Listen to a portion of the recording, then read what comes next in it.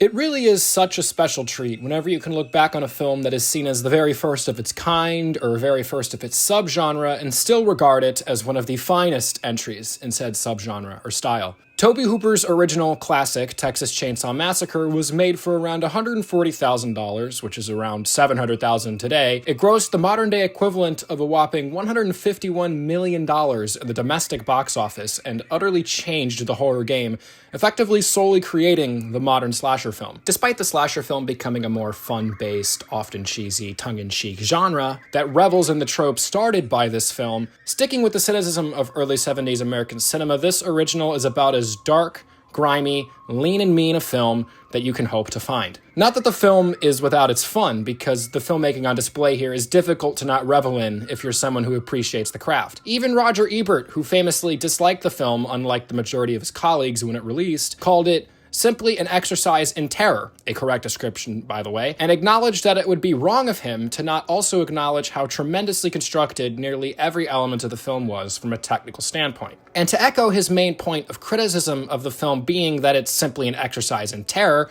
nothing could be more true of the film. There's very little plot here, something that so many films of its type afterwards spend too much time on, if we're being real. The film is essentially 83 minutes of pure and utter carnage. A group of kids pick up a weirdo hitchhiker that they eventually ditch after he starts getting weird with a knife. They find a house that turns out to be inhabited by cannibals. Surprise, surprise, that hitchhiker is one of them. And then all of them die except for, you guessed it, the final girl, yet another one of the elements of genre that this film revolutionized.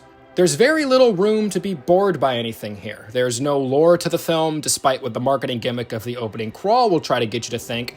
Some of Leatherface was inspired by Ed Gein, allegedly, but that's neither here nor there. There's next to no character development, no relationships that the film cares too deeply about you being invested in, and pretty much no motivation for the characters to be doing the things they're doing either. The film functions on atmosphere and filmmaking sauce alone. Suffice it to say, if you've never seen the movie before, you're going to be either on its wavelength or not, and a lot of that depends on what you're going to be able to sit through in terms of violence, because yes, even by today's standards, the film is brutal. It's one of the biggest reasons that it's held up so well. Believe it or not, when the film was completed and optioned around to distributors, the filmmakers had it in their head that they wanted a PG rating. Of course, rating curves were a bit more lax back then, but even for the time, that would have been ludicrous.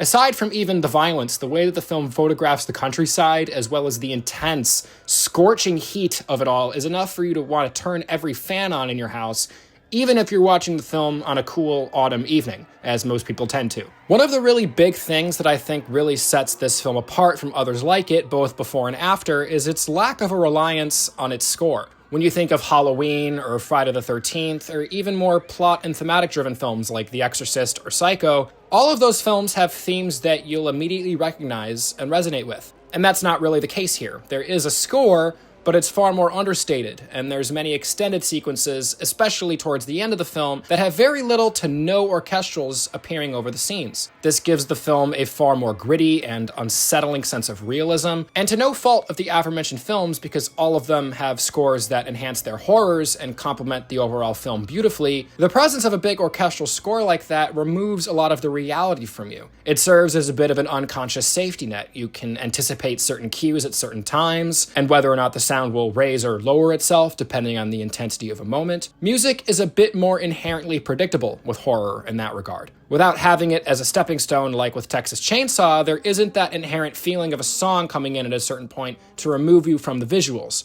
It's just you and the carnage. There's also just hardly a cut or overall edit to this that I would change. For being known as the father of the modern slasher, and there not being an ounce of fat from this that you could shave off, the film actually shows a surprising amount of restraint in the first half hour or so. There's a ton of atmospheric buildup until the insanity unleashes, and it quite literally does not stop until the film reels run out. The latter half of the film has some of the most unforgettable extreme close-ups of people's eyes and faces and beads of sweat that you can ever hope to find in the genre, and the use of the chainsaw itself as a sound editing timing device in the final confrontation is also some of the most revolutionary work in that department up until that point in history. I really, really love this movie. It gets better every time I watch it, and there are very few films that I would call tradition around this time of the year because there's always just so much for me to get to, but I have a feeling that I'm going to be making this one a priority from now on. Thank you guys so much, as always, for watching the video and for continuing to tune into our horror binge this year. Make sure to tune back in tomorrow at noon Central Time for the next installment in the series. Thank you all again. Like the video, share the video, and subscribe to the channel. I will see you all tomorrow. Peace out.